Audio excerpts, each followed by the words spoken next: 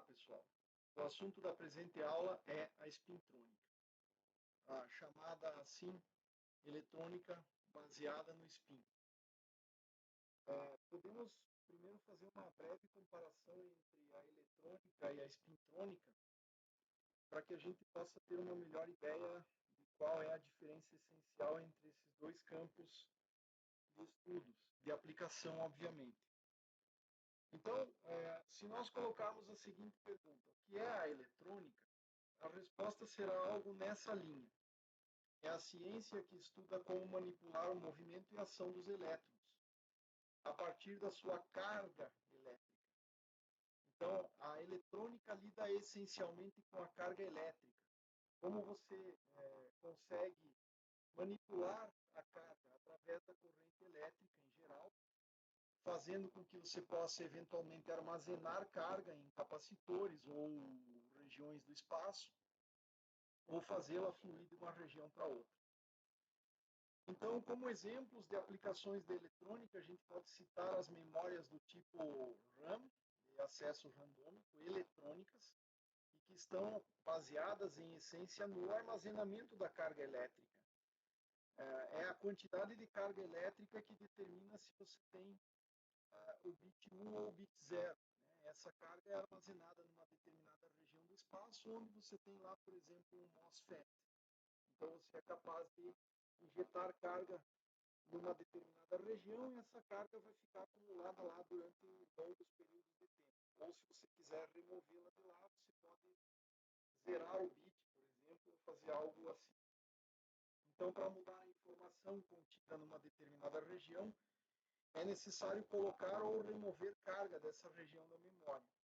É esse processo, naturalmente, que tem o custo de energia envolvido com o transporte da própria carga elétrica. Você precisa colocar ou remover carga de uma determinada região do espaço.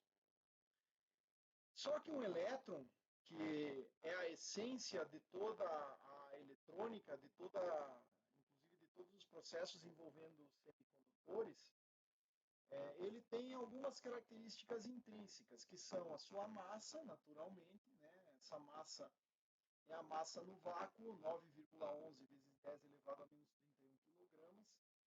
Massa essa que sofre alterações por efeitos da estrutura de bandas do material, por ação de interação com as outras coisas que existem no ambiente. Então, no material, a massa efetiva ela varia.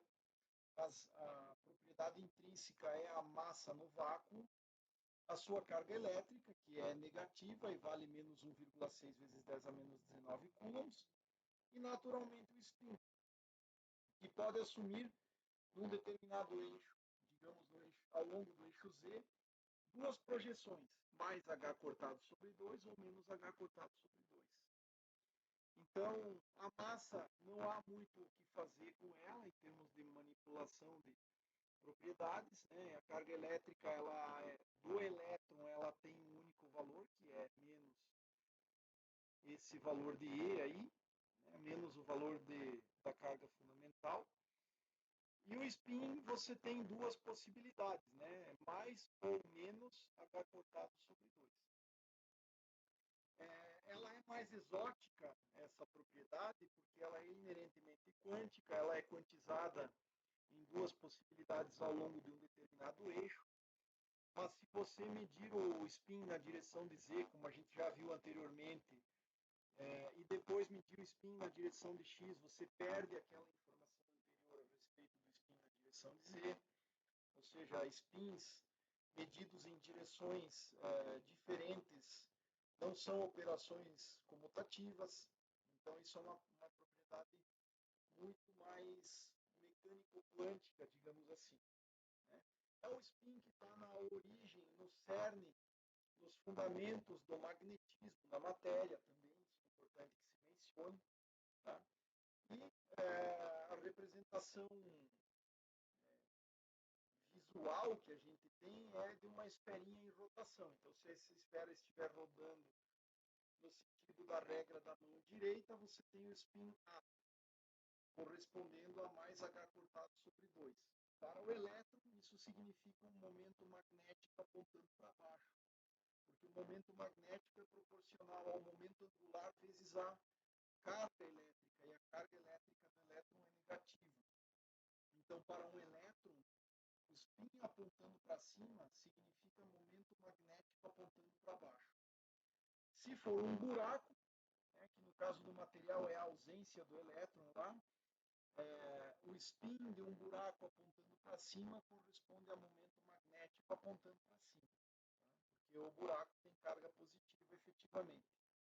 Mas para elétrons, um elétron de spin up corresponde a uma projeção de o momento magnético associado a essa esferinha em rotação aqui, que é uma visão totalmente clássica, né? Ela é uma visão mais para que a gente tenha uma formação de um entendimento pictórico disso, mas que não deve ser levado tão a sério, né? Justamente pelo fato de que o elétron é um ponto, né? Até onde se sabe ele é uma partícula pontual, ele não é exatamente uma esferinha, mas alguma propriedade do espaço associada a rotações está ligada ao spin, por isso essas analogias ou essas ligações e essas imagens que se faz, né? Então, esse seria o caso do elétron de spin up, ou seja, spin apontando para cima ao longo do eixo Z, momento magnético para elétron apontando para baixo. Como eu falei, se for buraco, os dois apontam no mesmo sentido, porque tem carga positiva o buraco. Já o spin down, regra daria para dizer que seria pela regra do parafuso, uma esferinha girando nesse sentido aqui, então apontando para baixo, utilizando-se a regra da mão direita, né, você teria apontando para baixo o spin desse outro elétron aqui. Esse aqui tem spin down, ou seja, no caso do spin up, momento angular tem valor de H cortado sobre 2 positivo, e o spin down menos H cortado sobre 2. Novamente, né, se fôssemos olhar o momento magnético associado a esse elétron, o momento magnético aponta contrário ao spin, ou seja, apontaria para cima. Já se fosse um buraco, o momento magnético apontaria na mesma orientação do spin, ou seja, para baixo. O interessante é que se você medir o spin ao longo do eixo Z, como eu já mencionei, e digamos que na sua medida o resultado for spin up, e você fizer uma segunda medida ao longo do eixo X, para o spin desse elétron, você vai obter as projeções mais H cortado sobre 2 ou menos H cortado sobre 2 no eixo X. Probabilisticamente, você vai obter uma fração de 50 a 50% para cada uma dessas possibilidades. Mas se você tentar medir novamente o spin na direção Z, aquela informação inicial de que o seu spin era up, agora se perdeu e você vai ter qualquer uma das projeções possíveis novamente. Tá? Então, ressaltando aqui, são medidas não compatíveis, ou seja, medir o spin em um determinado eixo, digamos Z, te dá informação sobre o spin na direção Z, mas você não sabe nada a respeito das outras orientações do espaço. E, naturalmente, que medidas em eixos diferentes destroem informações a respeito daquilo que você já conhecia. Isso é importante a respeito do spin. Então, é uma grandeza muito mais sensível, né? Ela tem, nesse aspecto, um comportamento mecânico quântico intrínseco, é isso que eu queria dizer. Qual é o processo básico de uma memória eletrônica? Então, a essência de uma memória eletrônica, um computador eletrônico convencional, está baseado no processamento da carga elétrica. Então, eu poderia dizer o seguinte: se eu carregar esse capacitor aqui, então eu tenho um processo de carga, onde a corrente flui do positivo da fonte em direção ao capacitor. O elétron, na verdade, está se movendo no sentido contrário, mas eu vou deixar, então, um dos lados, uma das placas desse capacitor positivamente carregado e a outra negativamente carregado, então eu tenho carga nesse capacitor aqui. Esse é o processo de carga. Digamos que uma vez que ele esteja carregado, isso corresponda a bit 1. Depois, se eu quiser, eu posso tirar essa chave da fonte e ligar para um resistor de descarregamento, ou seja, eu vou fazer a corrente fluir através do resistor até que todo o conteúdo de carga armazenado aqui seja dissipado. No caso, a corrente flui nesse sentido aqui, mas o elétron naturalmente se move no sentido contrário. Você vai fazer com que esse capacitor seja completamente descarregado, fazendo isso se comportar como um bit 1, ou bit 0, melhor dizendo. Então, digamos que esse aqui seja o correspondente a bit 1, carregado o capacitor, descarregado o capacitor, após todo o processo de descarga, você teria bit 0. Naturalmente, perceba que existe todo um tempo necessário para o carregamento de uma determinada região e para o descarregamento. E isso afeta a taxa com que você é capaz de alterar as informações entre bits 0 e 1. Né?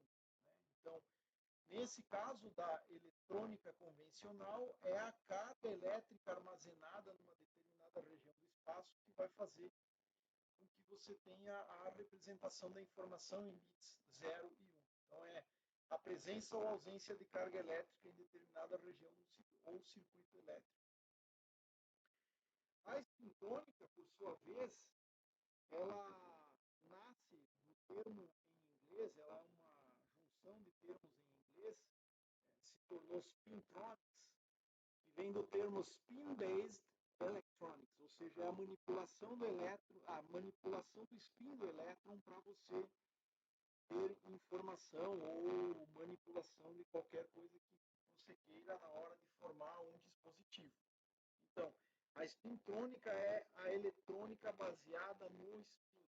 Ao invés de você armazenar carga numa determinada região ou manipular a carga para transportá-la para outra região, agora é o spin eletrônico que será manipulado. Então, por exemplo, você poderia ter o spin up correspondente ao bit 1 e o spin down correspondente ao bit 0, por exemplo. Esse seria um cenário possível. Qual é a vantagem da spintrônica? Bom, em primeiro lugar, é que você, colocando elétrons numa determinada região, você só precisa alterar o valor do spin. Nesse caso da eletrônica convencional, o bit 1 corresponde a colocar elétrons aqui nessa região, no caso na placa inferior.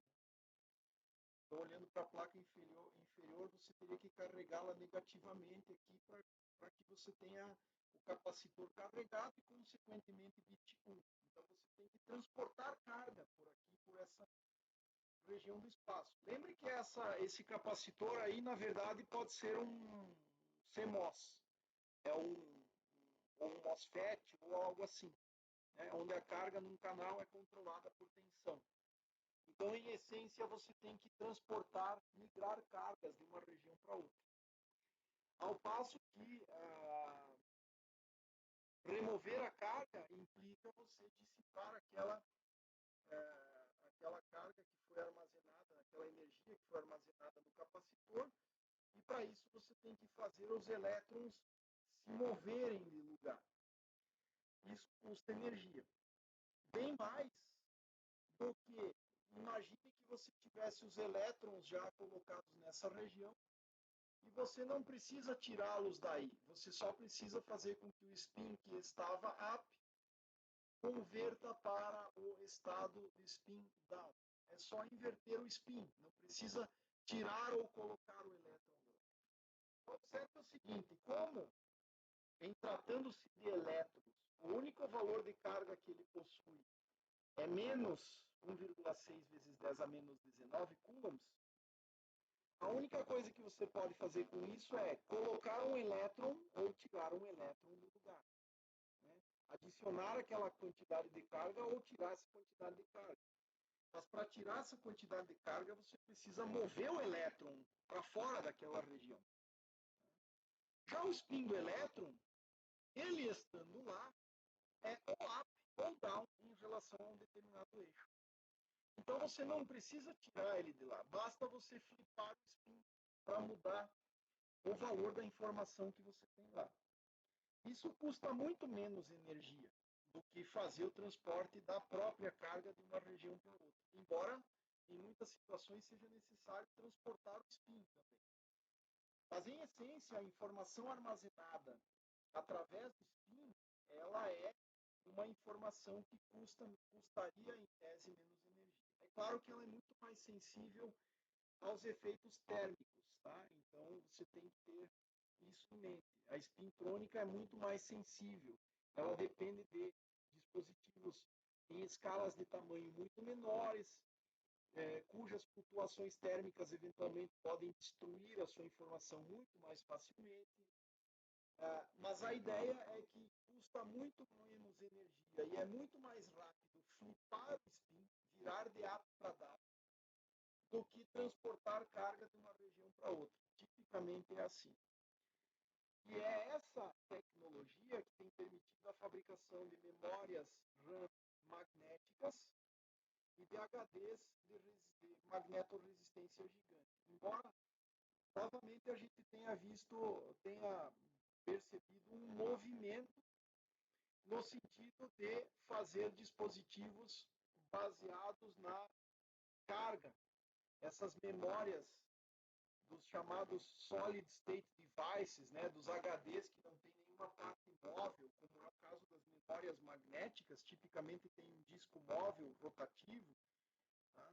Quando a informação está gravada em formato magnético, com a energia armazenada na forma de regiões magnetizadas ali, do HD, por exemplo, existe esse movimento no sentido de fazer memórias do tipo puramente estado sólido, sem partes móveis. Certamente isso é uma vantagem, mas naturalmente que se você conseguir aumentar a densidade e utilizar o spin para fazer a acumulação da informação, isso será tanto melhor.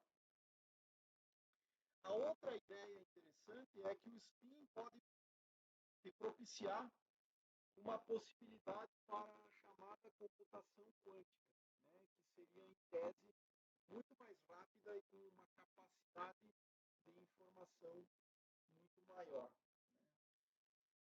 Aqui eu vou só fazer um parêntese a respeito da computação quântica, que se refere à essência do que é o bit quântico. Né? Não sei se eu vou fazer uma análise muito breve. Deixa eu ver se eu consigo fazer a transição aqui para o quadro. Vamos ver. Qual que é a ideia aqui? Então, se, por exemplo, você tem um spin eletrônico, ele admite duas projeções, o spin up e o spin down. São as duas projeções possíveis, né? Os dois estados correspondentes, esse aqui ao mais H cortado sobre 2 e esse aqui ao menos H cortado sobre 2, né? A projeção do SZ, são as duas possibilidades do spin eletrônico. Um bit quântico, considerando o spin de um único elétron, ele poderia ser construído, digamos, a partir de uma função de ondas, que é uma combinação linear entre o spin up e o spin down, onde esse A e esse B são funções do tempo e que eventualmente você pode manipular através de campos externos. Tudo é muito mais complicado do que esse cenário simplificado que estou apresentando aqui, mas a ideia por trás da computação quântica é essa superposição de estados que permitem um processamento paralelo, porque você pode criar sistemas com múltiplos elétrons e eles devem estar de alguma maneira emaranhados, ou não necessariamente elétrons, pode ser fótons. Aí teria que ver, por exemplo, o spin da luz, que seria correspondente à polarização, mas a ideia por trás da computação quântica é que se esse aqui é o seu bit 1, tá? Esse aqui é o bit 1, e esse aqui é o seu bit 0, na computação clássica você só tem esses dois possíveis estados, bit 1 e bit 0, são as únicas possibilidades. Na mecânica quântica, você pode criar um estado de superposição cuja fase também é possível de alterar entre essas duas configurações. Então, o A e o B, naturalmente, módulo quadrado da soma tem que dar 1, né, que é a soma das probabilidades. Mas se você tivesse num estado em que o A é 1 e o B é 0, você teria o bit 1. O A é 0 e o B é 1, você teria o bit 0. E entre esses dois valores possíveis, inclusive variando a fase, você teria uma infinidade de possibilidades. É claro que isso dá margem e dá origem a um campo de estudos que, por si só, hoje já uma disciplina ou um conjunto de disciplinas que é associado à computação quântica e que tem algoritmos específicos para tratar, porque foge completamente às possibilidades mais convencionais. Tem toda uma ênfase aqui em como não destruir a sua informação, porque veja só, se você pegar o caso de um único elétron, que está num estado de superposição aí, hein? Tem o valor de A e o valor de B, cujos módulos ao quadrado te dão as probabilidades de encontrar up ou down, né? Módulo quadrado de A é a chance de encontrar o elétron no estado up, o módulo de B quadrado é a probabilidade de encontrar no estado down, no estado de spin down, spin para baixo. Então, se você faz uma medida, imagine que você tenha preparado esse estado inicialmente, se você faz uma medida, você destrói a informação original. Então, tem toda uma preocupação, tem toda uma questão aqui que envolve coerência dos estados quânticos, os efeitos de decoerência, ou seja, a decoerência é o ruído térmico, o meio externo influenciando a relação de fases entre esses dois caras aqui, entre o A e o B. Eu preciso lembrar que o A é um número complexo, né? Então ele tem um módulo e uma fase, e isso aqui depende do tempo, geralmente, a amplitude também, né? Mas basicamente são números que dependem do tempo. A mesma coisa para o B. Então o B tem um módulo e uma fase, e eventualmente os processos externos começam a afetar esses tempos de fase, as amplitudes e tudo mais. Então, problemas que envolvem a decoerência de fase, problemas que envolvem a destruição da informação a partir de uma medida, eles têm sido abordados e atacados para que a estratégia de utilizar a computação quântica seja viável de alguma maneira, que ela não seja uma mera elucubração teórica. Então, hoje já existem algoritmos, já existem técnicas, é um grande campo de estudos para que você faça a chamada computação quântica, portanto. E o spin eletrônico seria uma das possibilidades de você implementar bits quânticos. Como eu falei, normalmente um bit quântico ele é, de alguma maneira, você não usa apenas o spin do elétron, você pode usar estados emaranhados, normalmente estados emaranhados, ou seja, aqueles que você não tem como particionar, digamos assim, o que é um estado emaranhado? Vou dar um exemplo aqui. Esse estado assim, digamos que você tenha dois elétrons e a função de ondas desse estado é um estado emaranhado.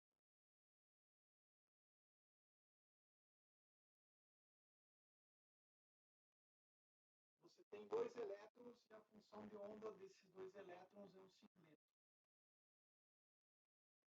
Um deles é spin up, o outro é spin down, ou um é down e o outro é up. Então você tem o slot do elétron 1 e do elétron 2. Um deles é up e o outro tem que ser down. E aqui bem no meio é um sinal de menos. Né? Então não há como você escrever essa função aqui, não há como fazer de maneira alguma 1 sobre um fator de normalização qualquer aqui que você queira, mas fazer isso como um produto de A do elétron 1 spin up mais um fator B do elétron 1 spin down. Não dá para escrever isso. Vezes, um estado vezes A do elétron 2 spin up mais B do elétron 2 spin down. Ou seja, não para escrever esta função de ondas aqui como produto de funções de ondas individuais, uma função para o elétron 1 e uma função para o elétron 2. A função de ondas combinada não é o produto de funções de ondas separadas. Isso é um estado emaranhado. Tá? É um estado que em inglês usa-se a palavra entangled. Tá? Se você tem um estado desse tipo, emaranhado, não é possível tratar o todo como sendo divisível em partes, tipicamente. Então, esse é o caso. Né? Um singleto de spin, você não consegue escrever isso como um produto da função do elétron 1 vezes a função do elétron 2. É uma mistura de estados aqui que não é produto. Não pode ser decomposta na forma de produto.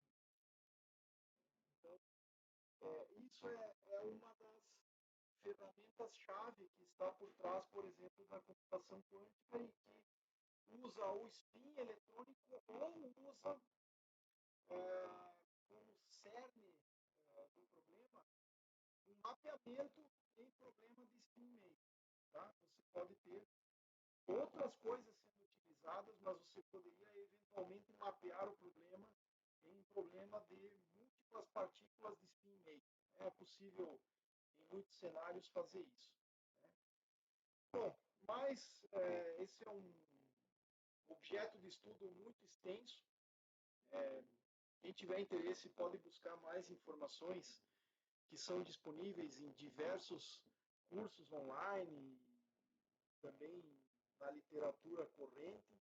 Não é minha especialidade, eu não conheço muito bem essa área, não tenho receio em dizer isso, não conheço com profundidade essa área, mas é uma área muito, muito importante e incipiente do uso da eletrônica moderna, e no caso, uma das potenciais aplicações da espintrônica, que é para fazer a chamada computação quântica.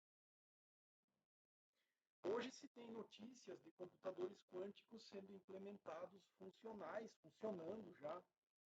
Se não me engano, da Google menciona que esse computador quântico já é operacional. Claro que ele demanda refrigeração em temperaturas criogênicas, provavelmente, essas coisas que tornam um computador quântico muito distantes do uso do público em geral. São para fazer cálculos e determinação de algum aspecto que envolva grandes cálculos, grandes empresas ou governo, por enquanto. Quem sabe no futuro, com a combinação de materiais e com a combinação de técnicas, seja possível que os computadores pessoais venham a se utilizar da chamada computação quântica. Bom, mas dando sequência aqui a respeito da espintrônica, o ator principal no mundo da espintrônica, quem deve fazer sucesso na espintrônica, é a chamada corrente polarizada em spin. Ou seja, você tem que ter mais spin up do que spin down para você ter uma corrente que é uma corrente polarizada em spin. Então, num condutor convencional, como está mostrado aqui, você vai ter uma mesma quantidade de elétrons de spin up que elétrons de spin down. A corrente elétrica é independente do valor do spin transportado, nesse caso, ela é dada simplesmente pela soma. Quantos up mais quantos down estão andando na direção, nesse caso aqui, no sentido positivo do eixo, digamos, eixo X para cá, para a direita, eixo X. Então, se eu tivesse aqui, no caso, 7 elétrons de spin up e 7 elétrons de spin down, a somatória dos spins dá zero. Né? Projeção mais para 7 deles nessa figura, projeção menos para 7 deles, o total dos spins é zero. E a corrente de spin up, imaginando que os elétrons de spin up estejam se movendo na mesma velocidade que os elétrons de spin down, supondo que as velocidades independam do spin. Em alguns sistemas pode depender, mas vamos supor que não dependa aqui. Eu estou arrastando 7 spins up para a direita, 7 spins down para a direita, e isso dá um fluxo líquido de spins para a direita de zero. Eu não estou alterando o spin que está sendo transportado. Por outro lado, a corrente elétrica aqui nesse caso é não nula, né? Porque eu tenho 14 elétrons indo para a direita. Ou 14 cargas poderiam ser buracos também, tanto faz. Nesse caso do exemplo aqui. Então eu tenho 7 cargas de spin up mais 7 cargas de spin down, ou seja, 14 cargas se deslocando para a direita com uma certa velocidade. Então esse exemplo aqui de um condutor convencional mostra a situação em que a corrente elétrica, que é aquela no qual eu não olho para o valor de spin, então eu só somo todas as cargas que estão andando, e isso está diferente de zero. Por outro lado, qual é o fluxo de spin que eu estou produzindo? Eu gostaria que só tivesse spin up indo para a direita, mas aqui nesse exemplo de cima eu tenho 7 spins up e 7 spins down indo para o mesmo lado. Então, naturalmente que em termos de magnetização que atravessa esta seção transversal aqui, digamos, eu estou fazendo fluir um valor nulo. Ou seja, eu não estou transportando mais spins up para cá, porque estou transportando um contrabalanço através dos spins down. Então, a corrente de spin é a diferença entre a corrente de spin up e a corrente de spin down. E claramente, nesse primeiro exemplo, o valor é zero. Então, um condutor convencional é aquele no qual você tem o transporte de corrente elétrica, e esse transporte de corrente elétrica ele é em iguais medidas dado por partículas que carregam spin up e partículas que carregam spin down, mas de tal maneira que, não havendo um desequilíbrio nos spins dessas partículas que estão andando aí, que estão sendo transportadas, a corrente de spin total é zero. Por outro lado, eu posso ter um condutor spin polarizado, ou seja, polarizado em spin. Então, nesse exemplo aqui, nós temos 1, 2, 3, 4, 5, 6, 7, 8, 9, 10 spins up contra 4 spins down, né? No mesmo número, né, das 14 cargas aqui. Então, veja só, a corrente elétrica, nesse caso, é diferente de zero. Poderia ser o mesmo valor, inclusive, do valor anterior, porque, digamos, todas essas 14 cargas para atravessar uma seção transversal por aqui, ó, demoram 1 segundo, eu teria uma corrente de 14 cargas por segundo, elétrica, né? Mas de spin, zero.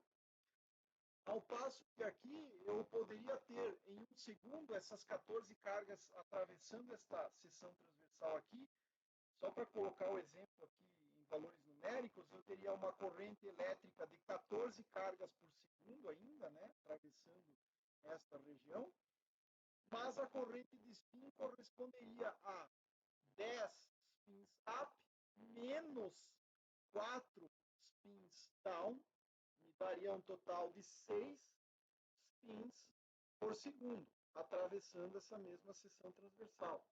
Então, eu tenho um fluxo líquido de 6 spins up, atravessando esta seção transversal, por segundo, né?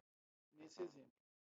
Então, um condutor polarizado em spin é aquele que a corrente elétrica não é nula, não é necessariamente nula, mas certamente a corrente de spin não pode ser nula, porque se for nula, você tem um condutor convencional. Então, o ator principal do mundo da spintrônica é você poder transportar spins, em geral, ou manipulá-los de outra maneira, mas uma das formas é através do fluxo de corrente de spin, né, ou uma corrente polarizada em spin. É possível haver transporte de spin sem haver transporte de cargas. Digamos que você consiga uma estrutura no qual os spins up andam para a direita e os spins down andam para a esquerda. Tá? Então, nesse caso, eu teria as mesmas 7 cargas aqui. A corrente elétrica é 7 indo para a direita, menos 7 porque vão para a esquerda, resultado da corrente elétrica igual a zero. Mas a corrente de spin, um spin up indo para a direita é equivalente a um spin down indo para a esquerda. Então, no total, eu teria 14 spins fluindo para a direita por segundo, né? No exemplo que eu falei, atravessando uma certa seção por segundo.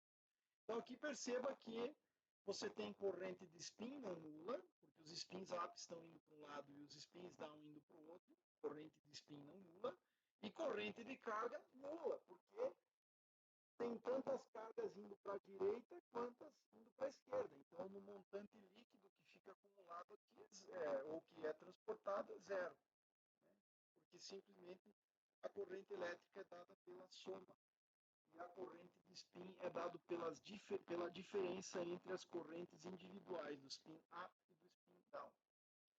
Então, hoje é possível medir esses efeitos, é possível medir esses fenômenos experimentalmente. Tá?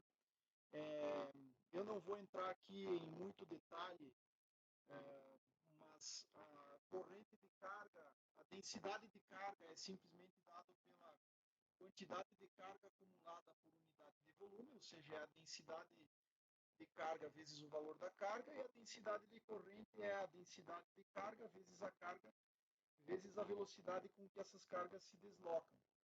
Eu posso criar grandezas similares para a corrente de spin e a densidade de spin, só que veja um detalhe, né? A corrente de spin e a densidade de spin, ela envolve uma grandeza vetorial que associa a 3 direções distintas. Né? Então, o spin está associado ao momento de dipolo magnético do elétron, como está dito aqui, onde MB é uma direção de Bohr.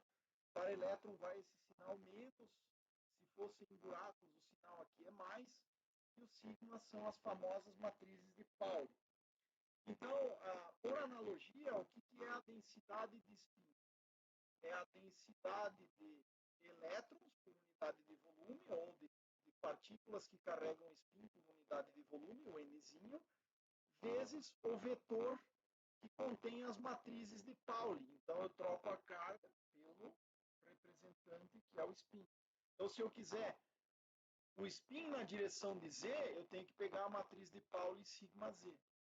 E como isso aqui é mecânico quântico, para que eu tenha um valor associado no mundo clássico, eu poderia tomar a média estatística desses operadores que passam a ser operadores mecânico-quânticos.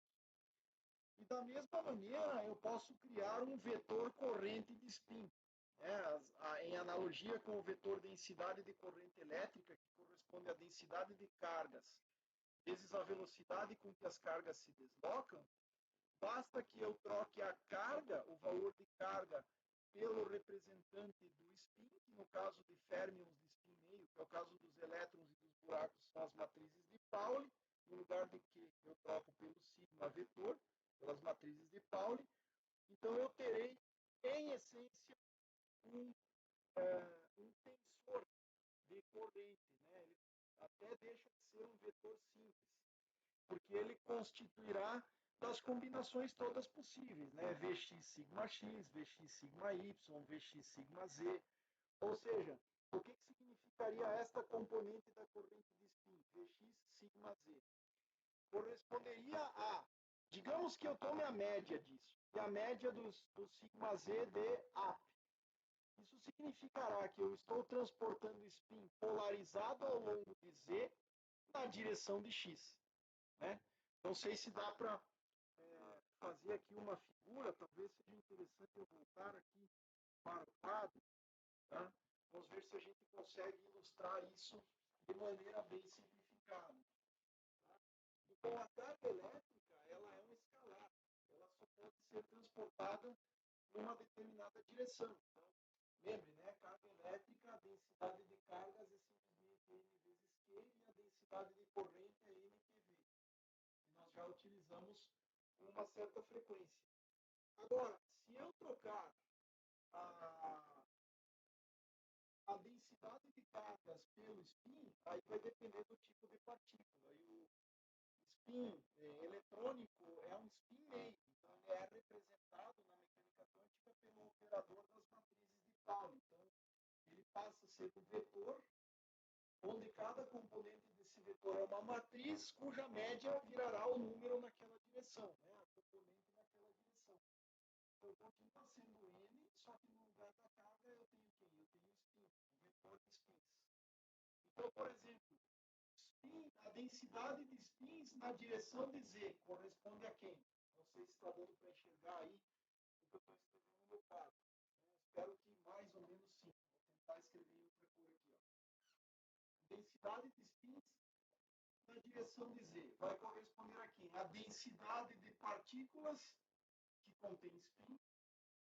Normalmente são os elétrons ou os buracos, então, em essência, vamos pensar só em elétrons aqui, então eu teria N vezes a matriz de Pauli sigma Z. Se você lembrar bem, a matriz de Pauli sigma Z é aquela que vale zero fora da diagonal e menos 1, 1 ou menos 1 na diagonal, correspondendo ao spin up e ao spin down, como projeções possíveis. Tá? Da mesma forma, você teria a quantidade na direção de x, você teria a densidade de partículas, matriz de Pauli na direção de x, que é 1, 0, 1, 1 e 0, esta matriz de Pauli aqui, e assim sucessivamente. Ah, então, o seu operador de spin, ele passa a ser uma grandeza mecânico quântica. Aqui na mecânica clássica, ou no eletromagnetismo clássico, essa densidade de corrente aqui, ela é simplesmente um escalar para a densidade de cargas e um vetor para a densidade de corrente. Já aqui, o próprio operador, a própria grandeza que representa a densidade de spin, é um operador mecânico quântico. Mas, naturalmente, eu posso tomar a média desse operador na direção de Z. Então, eu posso tomar médias. Eu posso calcular médias dessas grandezas e encontrar, por exemplo, que a densidade de spin na direção de Z, média desse operador aqui, corresponderá ao número de partículas vezes, ou seja, ao número de partículas por unidade de volume vezes a média do spin na direção de Z. E da mesma maneira, eu posso trocar aqui o vetor densidade de corrente por um assim chamado tensor. Eu vou colocar uma flechinha para os dois lados aqui, porque basicamente eu troco a carga pelo spin, pelas matrizes de Pauli. Então, são todas as combinações do produto tensorial entre o sigma e a velocidade. Então, note que esse cara aqui tem três matrizes, sigma x, sigma y e sigma z, e o vetor velocidade tem as componentes vx, vy e vz. Então, eu posso organizar esse produto numa matriz do tipo sigma x vx, sigma x vy, sigma x vz. vz. Sigma y vx, sigma y vy, sigma z vz. E assim sucessivamente. Agora, o que significa a componente? Eu vou escrever assim. O que significaria essa componente, digamos assim, J xz, digamos essa componente dessa matriz, significaria N, poderia escrever assim, aí depende do ordenamento, de como que você quer definir, mas eu vou colocar assim, ó, Vx sigma z. É um operador mecânico quântico, porque isso aqui é uma matriz de Pauli, cujo valor médio me dá o número, porque eu posso tomar a média do spin na direção de Z. São vários elétrons, tomo a média sobre vários, eu tenho lá a média desse spin. Essa média pode ser uma média térmica, etc. Mas isso aqui representa para mim, digamos, que a média desse cara aqui deu spin up, deu spin para cima. O que significa esse vetor, esse componente aqui, digamos, da densidade de corrente de spin, que é um tensor? Significa simplesmente que eu estou transportando ao longo de x, com uma certa velocidade x, spins orientados ao longo do eixo eixo Z. Na média, eu tenho uma certa projeção média de spin sigma Z. Esse vetor aqui, na média, está sendo transportado ao longo de x. É claro que você poderia ter uma projeção não nula para esse cara, poderia ser digamos, ao invés de ser totalmente H cortado sobre 2, digamos que a média desse H cortado sobre 4, né, para o componente Z, que é metade só de H cortado sobre 2.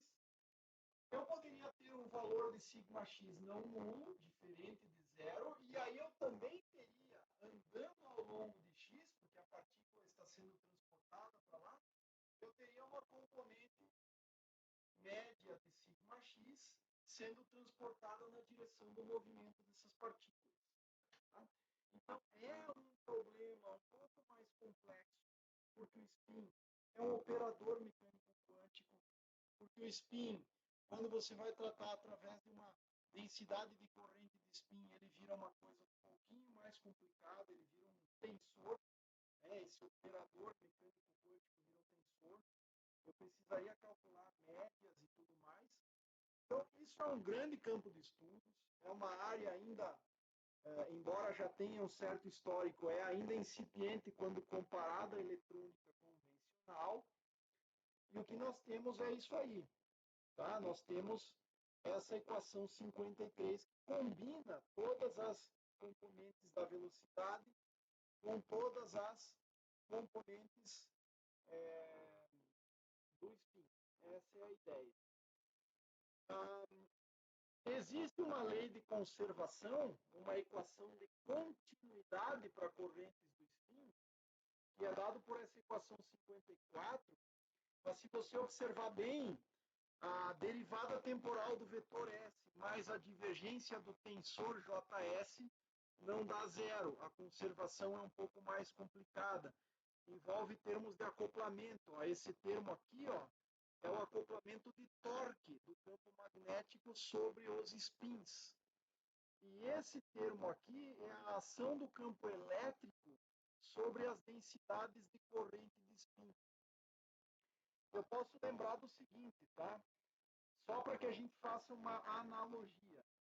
Uma carga elétrica em movimento, ela produz campo magnético. Tá?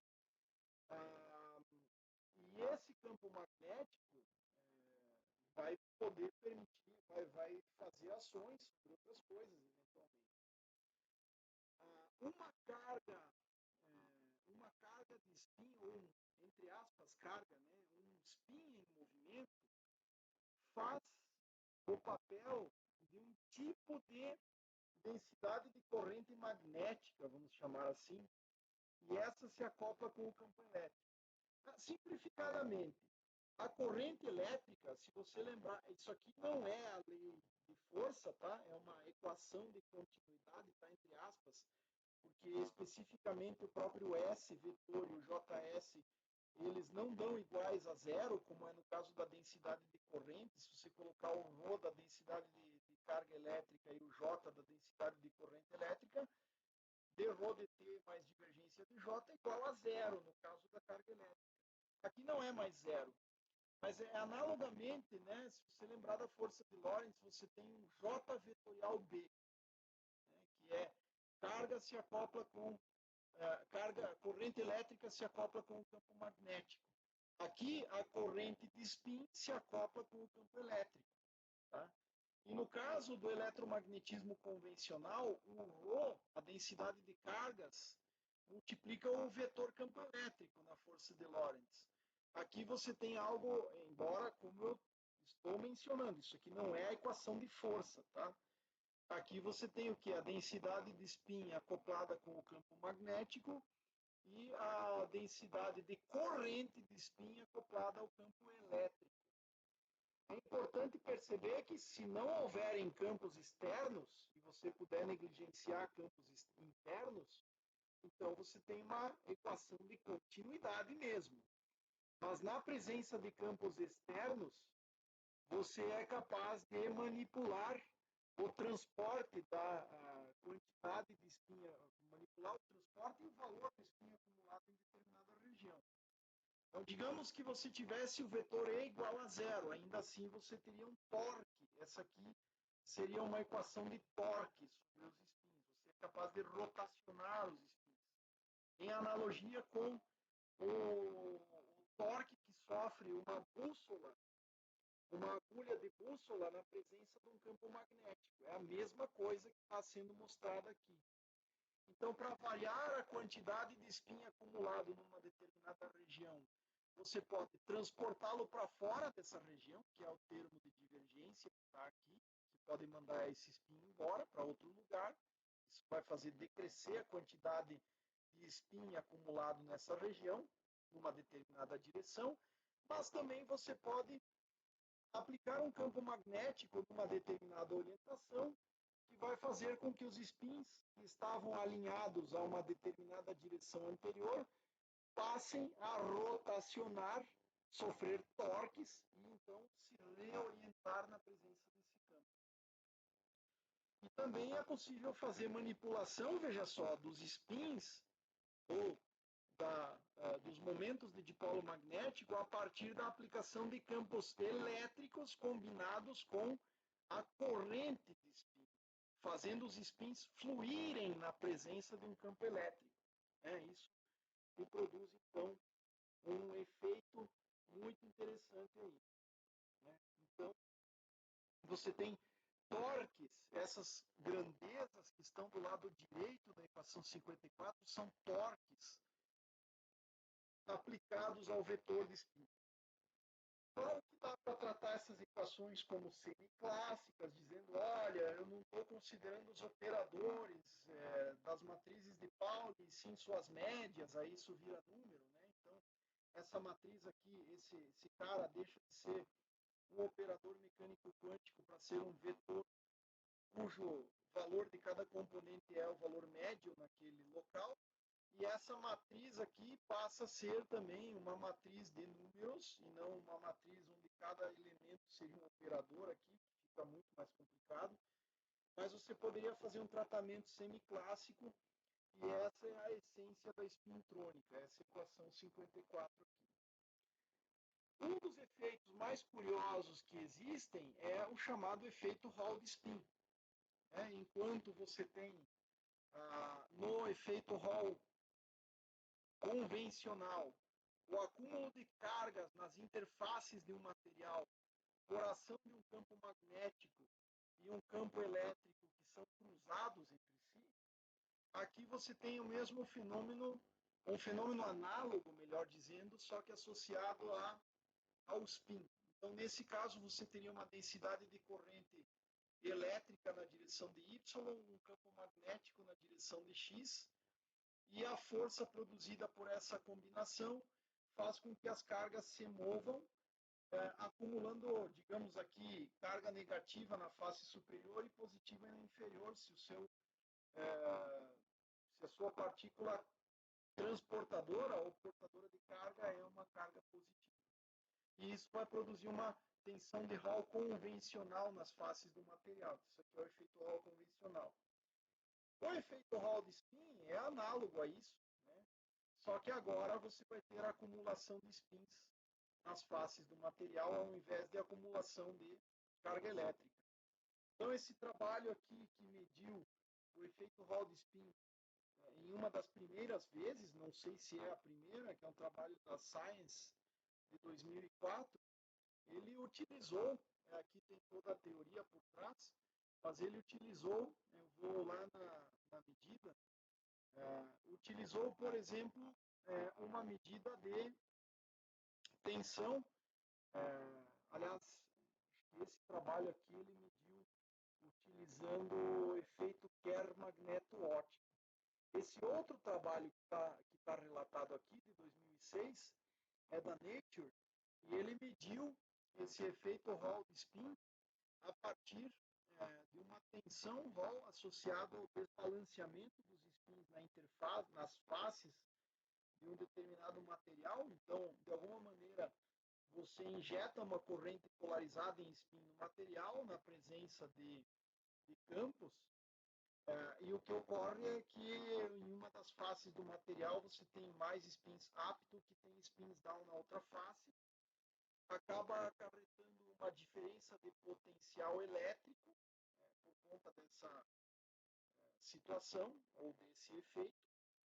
E essa diferença de potencial está na ordem de nanovolts, o que é perfeitamente mensurável. Então, em essência, é isso aqui, né? Se você não tem um elemento capaz de polarizar a corrente em spin, o que ocorre é que a tensão medida é zero, mas quando você tem a presença de uma interface com outro material ainda é capaz de fazer fluir uma corrente polarizada em spin nessa estrutura, você é capaz de medir um certo valor de tensão de Hall. Tá? Aquele trabalho da Science, eu deveria ter colocado essa figura antes, é por medida de efeito Kerr magneto-óptico, ou seja, você mede a polarização da luz refletida nas faces de um material. Então, aqui, digamos, você tem um campo magnético externo, um campo elétrico associado, flui uma corrente aqui que vai ser polarizada em spin. Acumulam-se spins up de um lado e down de outro, e aí você mede um certo ângulo de rotação da polarização da luz que é incidente nas faces do material, e você percebe que em 30 Kelvin, essa é a medida realizada, você percebe que de fato ocorre uma acumulação nas faces do material correspondente ou compatível com a presença de spins polarizados em cada uma das regiões. Digamos, spin up aqui, spin down do outro lado. Essa é a ideia por trás desse tipo de medida. Veja que o material ele tem uma dimensão da ordem de 77 micrômetros ao todo, e aqui você vê as refletividades sendo alteradas nas regiões de borda do material com a consequente variação angular da polarização da luz e como o efeito Kerr magneto-óptico ele associa uma rotação da polarização da luz à magnetização da amostra que está refletindo a luz, você é capaz de medir então a magnetização dessas faces e essa está associada aos spins. Então é um experimento de 2004, já tem mais de 15 anos de existência, né? Então eu falei que é uma área incipiente, mas quando comparado à eletrônica, já tem um certo tempo de estudos aqui na spintrônica. Então, existe um outro fenômeno muito importante para tecnologias atuais, principalmente de armazenamento de dados na forma de memórias magnéticas, de HDs magnéticos e tudo mais, que é a chamada magnetorresistência gigante. E a magnetorresistência é a variação da resistência elétrica em relação a um referencial pela aplicação de campos magnéticos. Né? Então, existem várias maneiras de medir isso aqui. A definição não é única essa da 56. Mas, basicamente, você poderia medir a resistência em campo menos a resistência em zero dividido pela resistência em campo. Um exemplo. E em materiais convencionais, esse valor aqui é da ordem de poucos por cento, né? Frações de percentual ou no máximo 2, 3%. Então esse gigante aqui é que em determinadas estruturas nanométricas em geral, multicamadas, você consegue magnetorresistências da ordem de 20, 30, 40, até mais percentualmente falando. Daí o nome, magnetorresistência gigante. É o que está dito aqui, ó, em configurações usuais de 2 a 3%. Enquanto que a magnetorresistência gigante, ou até mesmo em alguns lugares já foi chamada de colossal, você excede muito esse valor aí. Tá? Qual é a ideia possível também? É adotar materiais estruturados em multicamadas, nos quais você possa configurar campos magnéticos aplicados a camadas diferentes do material, da forma paralela ou antiparalela. Você aplica o campo magnético na direção de X numa camada e na direção de menos X na outra camada. Eles são antiparalelos, portanto. Ou paralelos, aplica em X nas duas direções. E isso produz, então, uma variação da resistência elétrica, que é a fonte principal dos dispositivos e dos fenômenos de magnetorresistência gigante Tem também a magnetorresistência túnel, onde as camadas são separadas por isolantes, então o processo de corrente é tunelamento, né? E essas estruturas, elas foram desenvolvidas em teoria nos anos 70, com trabalhos de Cabreira, Falikov, Julier e outros. Toda a teoria foi bastante influenciada também pelo Fert, Albert Fert, e Albert Fert e Peter Granberg ganharam o prêmio Nobel em 2007 por estruturas que foram desenvolvidas em 1988.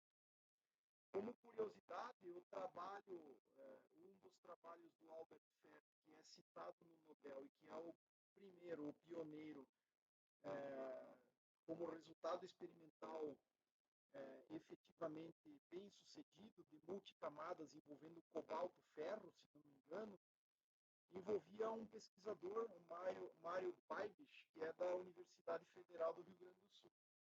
Né? Mas tem outras pessoas do Brasil que já foram trabalhar no grupo do FET em outros tempos.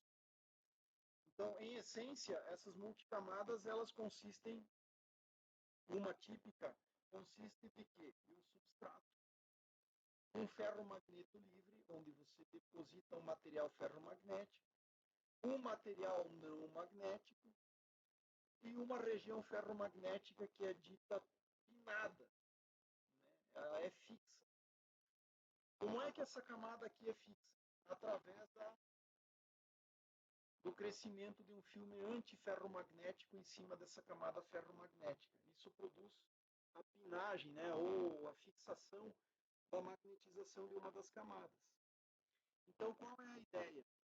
Em uma estrutura de magnetoresistência gigante, em um medidor GMR, você tem um dos lados desse material não magnético aqui, que pode ser metálico ou pode ser isolante, depende de qual estrutura você está concebendo, tá? Mas essa camada que ela é magnetizada por ação da interface, o que é o chamado de interação de troca na interface, né? É um exchange bias, é uma polarização na interface que produz o efeito da fixação da magnetização nessa camada, tá?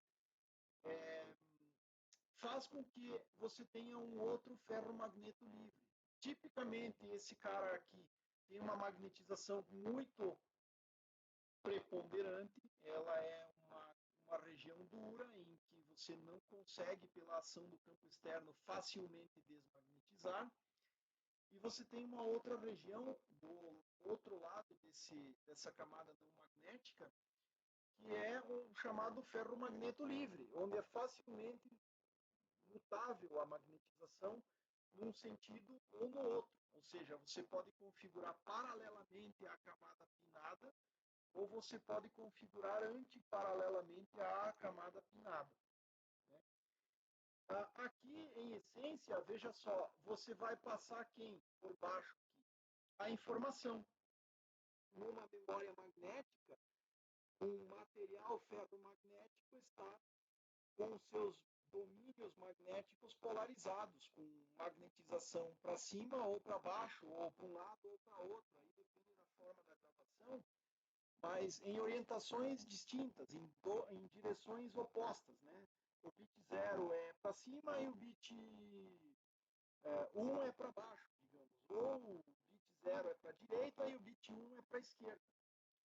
Então, ao passar esse cara que normalmente forma a cabeça de leitura do GME, do dispositivo, um HD, por exemplo, sobre o disco que está magnetizado, a presença de um determinado bit vai produzir um campo magnético local que vai alterar a magnetização da camada livre.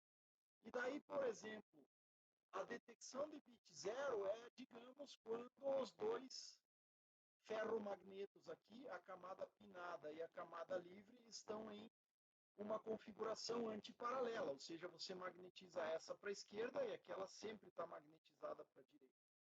Então, você tem uma configuração antiparalela, Tipicamente, a configuração antiparalela produz uma resistência elétrica maior e você faz fluir uma corrente elétrica por essa amostra que está aqui. Então, numa tensão constante, você mede uma corrente elétrica que é proporcional ao fato de você ter a configuração antiparalela, no caso de bit 0, digamos, ou paralela, no caso de passar aqui por baixo um bit 1. Então, passou o bit 1 paralelo. Paralelo diminui a resistência, aumenta a corrente na mesma tensão. Então, você pode medir essas flutuações na corrente e atribuir essa flutuação ao bit que está passando aqui por baixo do substrato. Essa é a ideia de uma cabeça de gravação, uma cabeça de leitura. Então, um material antiferromagnético é um material muito importante na confecção dessas estruturas e que corresponde a um material no qual você tem ordem magnética, a magnetização total medida é 0, só que a configuração dos spins é necessariamente um é átomo, outro, digamos, você tem uma região onde você tem um átomo, e naquele átomo o spin daquele elétron que é relevante para a magnetização é up, ou pode ser mais de um elétron, né? Mas os spins de um átomo são up e do átomo vizinho down, do átomo seguinte up, do outro down, do outro up, e assim você vai intercalando entre ups e downs, e isso aqui é ordenado ao longo do material. Existem materiais em que a forma de explicar o magnetismo nesses materiais é mais complicada, mas que produzem frustração, tá? Então, deixa eu tentar voltar aqui um pouquinho para o quadro e tentar explicar essa ideia um pouquinho mais. Vamos ver se eu consigo aqui no quadro.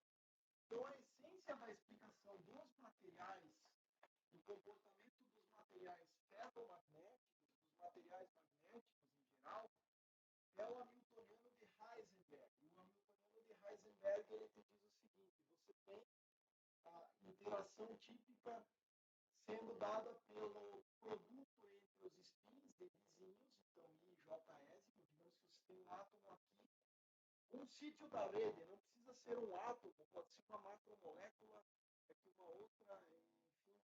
Mas, em geral, isso aqui constitui, de alguma maneira, está associado às células unitárias do material. Eu não vou entrar em muitos detalhes aqui, suponha por simplicidade que isso aqui é um átomo e isso aqui é um átomo vizinho. Se você tiver um material composto, poderia ser, por exemplo, ferro-oxigênio, ou sei lá como é que é a rede cristalina do material. É claro que aqui eu estou mostrando em uma única dimensão, né? Mas, em essência, você teria o sítio da rede 1, aqui o 2, pontinhos, aqui o iésimo, pontinhos, aqui o JS. E os spins desses caras, eles se acoplam com uma certa constante de acoplamento, J e J. Esse J e J é normalmente chamado de energia de troca do material. Se o J e J é menor do que zero, ou seja, se esse número é negativo, você tem o ferromagnetismo. Tem ferromagnetismo. Por outro lado, se esse número é maior que zero, a configuração mais favorável, lembra que eu tenho que minimizar a energia. Então, no caso em que esse número é negativo, esses dois podem ser paralelos. Sendo paralelos, é a máxima projeção paralela positiva, eles têm um valor, então, por conta desse cara ser negativo, uma energia mais negativa possível, que é a configuração do estado fundamental. Então, você tem material do tipo ferromagnético. Se o J e J é maior que zero, aí você normalmente propicia a interação chamada de antiferro, né? Que é o contrário do que faz o ferro, que é tendência de alinhamento dos spins. Então, o antiferromagnetismo é quando a tendência é anti-alinhar os spins, porque a energia total vai ser menor nessa configuração, pelo fato de que esse spin aqui prefere ficar anti-alinhado a esse, já que essa quantidade é positiva, e quando eles estão antiparalelos, a projeção de um sobre o outro é negativa. Isso pensando de maneira quase clássica aqui sobre os spins. É claro que isso é um problema quântico, muitas coisas estão em aberto ainda. E existem ainda sistemas em que esse J ele não é igual para todas as interações, em que esse J e J dependam. Por exemplo, entre dois vizinhos ferromagnética, entre outros dois é antiferro. Então, pode ser que você tenha, em algumas redes isso acontece, pode ser que você tenha estruturas em que esses dois querem ficar paralelos, e esse cara quer ficar antiparalelo com esse e paralelo com esse. Não sei se você percebe a ideia. Digamos que aqui você tem uma rede em que aqui a combinação favorável é paralela. Aqui a combinação favorável é antiparalela. E aqui a combinação favorável é paralela de novo. Então esse cara que está bem aqui, ele não sabe o que fazer. Ele não sabe se ele fica assim ou se ele fica assim. Qual das duas ele vai preferir? Ele vai preferir suprir a condição de antiparalelismo com esse ou de paralelismo com esse. E aí, uma das ligações, chamada de ligações entre aspas aqui, um dos vínculos fica frustrado. Então, isso é chamado de frustração de uma rede. E no caso da frustração, você tem materiais em que isso acontece muito, que são materiais em que a interação ela é em algumas ferromagnética, por exemplo, essa aqui seria ferromagnética. Então aqui eu teria uma ferromagnética, aqui eu teria uma antiferromagnética e aqui eu teria uma outra ferromagnética. Mas como a rede é uma rede triangular, que eu mostrei aqui, não tem como satisfazer todas as interações. Aí, nesse caso, você cai no problema da frustração, e isso é uma coisa que acontece muito nos vidros de spin. O problema é esse que levou ao Prêmio Nobel de Física agora de 2021. Tá? O Nobel de Física, pelo menos para um deles, um dos laureados, que é o Parisi, tem a ver justamente com frustração, tem a ver com esses problemas chamados assim spin glasses. Mas a ideia é que quando você combina na região do espaço um material ferro com um material antiferro, na interface você produz um fenômeno que é o chamado fenômeno da pinagem, ou da fixação, ou do exchange bias, né? É uma interação de polarização de troca, assim chamada também. E nesse caso você consegue criar aquela camada de interesse que é uma camada tipicamente já magnetizada a priori, e deixando o outro eletrodo livre. Essa é a ideia. Bom, em essência, o Exchange Bias ele faz isso, tá? Você tem um material que seria ferromagnético, teria uma curva de esterese tradicional, passando o centro da curva por zero aqui, né? Esse centro dessa curva estaria em zero, mas quando você coloca um material antiferro depositado sobre ele, na interface surgem interações entre um material e outro, e isso produz um deslocamento da curva de esterese do material ferromagnético. Isso faz com que a magnetização fique automaticamente fixada. Então, isso é um fenômeno muito importante que foi descoberto e que é muito útil nessas tecnologias mais modernas. Bom, aí existem geometrias possíveis em que você é capaz de, por exemplo, na estrutura material ferromagnético, não magnético e ferromagnético, você pode passar a corrente paralela às interfaces. Então, isso aqui é a geometria chamada de current in plane, ou SIP, simplesmente, né? A corrente ela é contida no plano das camadas, ela está fluindo no plano das camadas.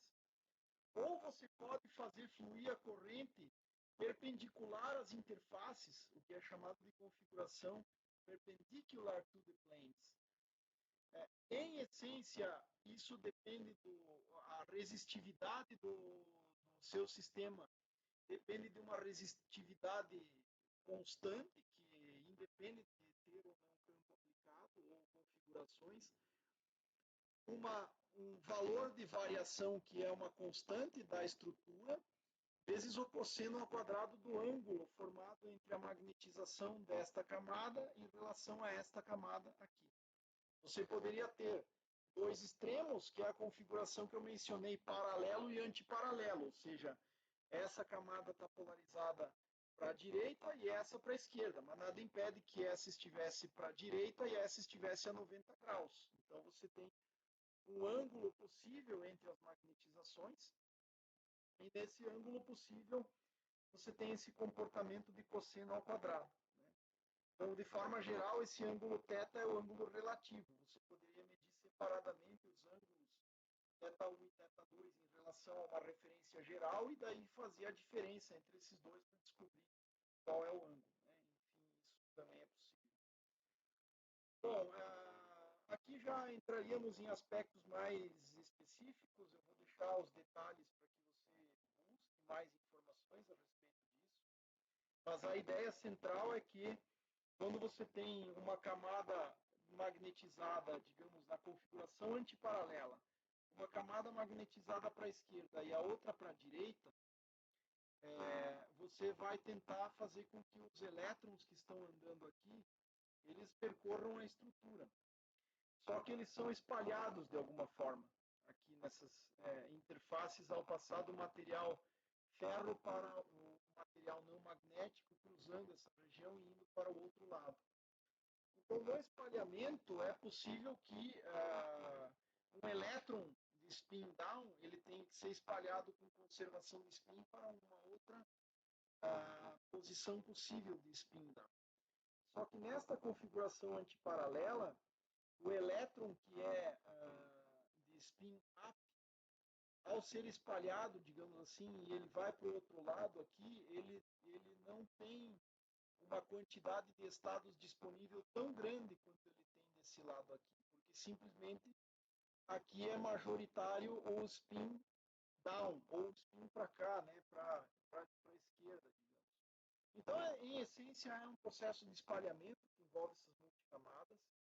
Bom, enfim, existem vários dispositivos diferentes, com comportamentos diferentes, mas a ideia é que a configuração dos spins afeta as probabilidades de espalhamento, produzindo, por exemplo, modelos mais ou menos assim. Se você tiver na configuração paralela, você tem duas grandes resistências, que é o espalhamento se dá do spin down para o spin up, por exemplo, flipando o spin é uma grande resistência, e uma pequena resistência conservando o spin, mas isso acontece nas duas regiões do material. Sempre tem uma camada não magnética separando aqui. Então você teria basicamente uma resistência associada ao spin flip, ou seja, a possibilidade de flipar o spin aqui. Então, por exemplo, um elétron que inicialmente tem spin down, ele poderia ser espalhado para um outro estado com spin up, só que em geral pode ter uma grande resistência, porque pode ser que tenha poucos estados disponíveis com spin up, por exemplo. Então isso teria uma grande resistência, ao passo que a configuração que mantém, preserva o spin, ou seja, sem spin flip, tem uma pequena resistência. E, então, a configuração antiparalela versus a configuração paralela se dá através desses modelos equivalentes aqui. Ó. A configuração antiparalela, você tem dentro do material, dessa região do material aqui, digamos que eu estou olhando para a parte de baixo aqui desse circuito equivalente, desta região aqui, eu tenho uma pequena resistência para a ocorrência de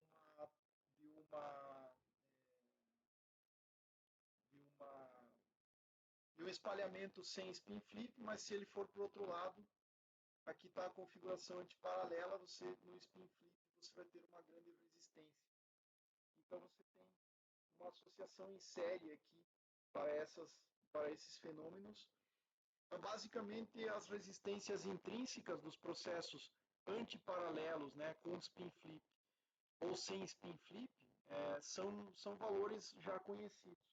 Então, o que diferencia uma configuração da outra é, em essência, o circuito equivalente, onde na configuração paralela o caminho de maior resistência é aquele com spin flip, mas ele tem o mesmo valor nos dois lados da região não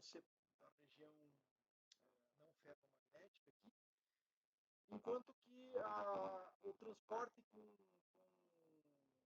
o spin up, digamos aqui nessa representação, né, o spin up, que seria paralelo à magnetização, se dá com a menor resistência possível dos dois lados do canal.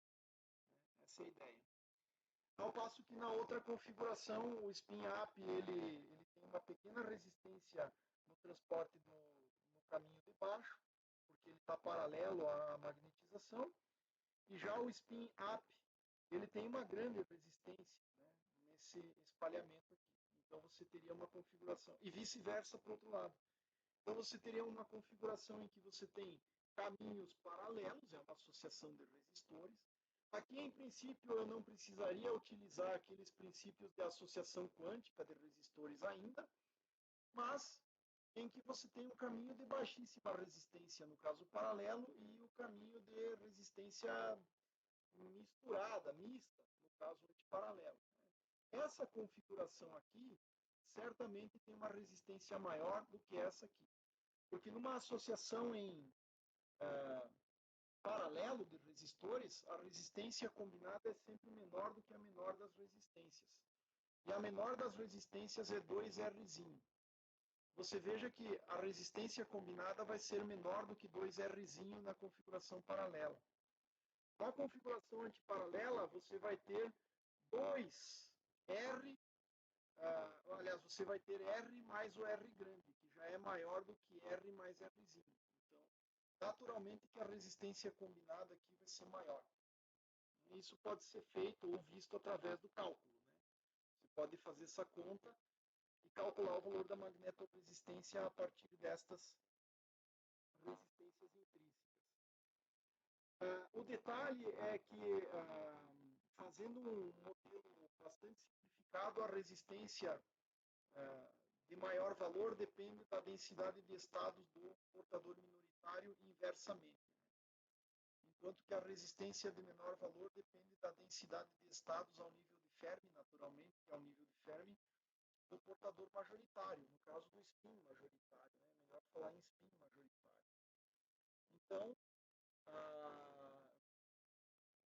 a resistência pequena é o inverso da densidade de estados majoritária, de spins majoritários. E a resistência grande é o inverso da densidade de estados do spin minoritário. Claro que você pode definir uma polarização de spins das bandas, calculando essa diferença das densidades de estados minoritário e majoritário, ou majoritário menos minoritário, melhor. E a magnetoresistência, então, é uma expressão que foi deduzida por Julieri, é dado por polarização das bandas de spin ao quadrado dividido por 1 menos essa polarização ao quadrado. O cobalto, que é um material muito utilizado nessas multicamadas, tem uma polarização das bandas de 0,5 aproximadamente. Né? É 0,45, mas se a gente colocar 0,5, você vai ter uma magnetoresistência da ordem de 30%. Então isso é uma situação bem interessante aí. Fica como exercício achar o valor em que a magnetoresistência é de 100% para o valor de P, aqui da polarização das bandas. Bom, como foi mencionado, né, o primeiro dispositivo experimental é de Fert e de Greenberg, são dois grupos independentes. E no grupo do Fert estava o físico Mário Weibich, que é da Federal do Rio Grande do Sul. Depois, algumas pessoas que trabalham na Federal do Paraná também trabalharam com o grupo do Fert. O professor Dante Homero Mosca, por exemplo, trabalhou nesse grupo. Deve ter talvez alguém mais. Mas, em essência, você tem esse paper aqui, é um esses trabalhos aqui são de referência no que se considera como a revolução dos dispositivos de GMR. Então as curvas elas têm essa cara bem aqui, ó. Isso aqui foi tirado do Nobel Lecture do FERT, onde você consegue, em essência, medir o valor da resistência em relação ao valor da resistência em campo zero. E aqui é em função do valor de campo. Então você consegue perceber que o valor de resistência muda com a aplicação de campos externos. Então você tem estruturas em formato antiparalelo ou paralelo nas multicamadas. A corrente nesses primeiros dispositivos era uma corrente in plane, né? Ou seja, fluindo através do plano e não perpendicular ao plano. Essa é a ideia original. E que você pode perceber, por exemplo, que a relação de espessura das camadas, ferro-cromo, né? Ferro é um material magnético, o cromo não magnético, então a relação de espessuras das camadas é que afeta drasticamente o quanto esta resistência vai variar em função da aplicação do campo. Perceba que existe um chaveamento entre o valor de maior resistência e de menor resistência. Existe uma transição e isso funciona como uma chave, né? E, em essência, aqui você pode ver que nessa configuração em que você tem o ferro com 3 nanômetros de espessura e o cromo com 0,9 nanômetros de espessura, essa estrutura de multicamadas, ela apresentou uma relação ou uma variação da ordem de 80%. Então, os trabalhos pioneiros aqui. Bom, é claro que aqui a gente vai entrar em detalhes adicionais, né, que você pode buscar aí como referência, que tem uma imagem de uma cabeça de leitura magnética. A ideia é basicamente essa, né? Você tem um dispositivo de GMR que vai varrendo as camadas do disco. Nas camadas do disco tem gravação de spins ou para a esquerda ou para a direita. Isso produz uma certa estrutura de magnetização nos tracks, nas trilhas do disco, e ao passar pelo GMR, ele coloca na condição paralelo, antiparalelo, paralelo, antiparalelo. Isso vai te produzir uma medida de variação. Bom, a medida é feita com base na variação da resistência do material. Então, essa é a ideia. Bom, existem, como eu mencionei, uma infinidade de outras estruturas e outros mecanismos para que a gente possa realmente encerrar esses assuntos todos. Eu posso mencionar que você tem atualmente possibilidades, aliás, nem é tão novo assim você fazer esse tipo de coisa, mas você tem a possibilidade de mesclar outros materiais, como, por exemplo, junções túnel, onde você tem um material isolante separando dois materiais ferromagnéticos distintos. Você tem materiais supercondutores que podem ser combinados com estruturas magnéticas ou ferromagnéticas, que dão origem a certos tipos de reflexão chamados reflexão de Andreev. Envolvem estruturas que têm semicondutor, eventualmente, na estrutura. Então, no mundo moderno, em aplicações modernas, o assunto não se encerra na espintrônica.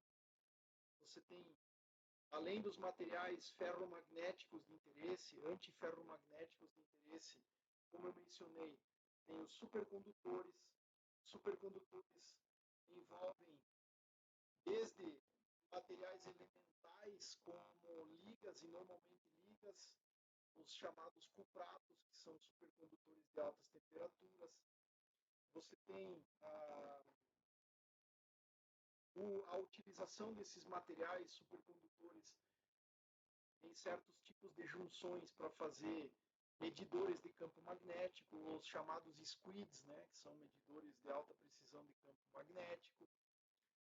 É possível criar novos dispositivos envolvendo junções entre supercondutores e materiais ferromagnéticos ou ou grafeno também, que é uma linha incipiente, né? Eu acho até que eu não comentei aqui, mas mais ao final eu faço essa menção nesses slides, sem já alonguei demais essa aula, mas sem entrar tanto em detalhes.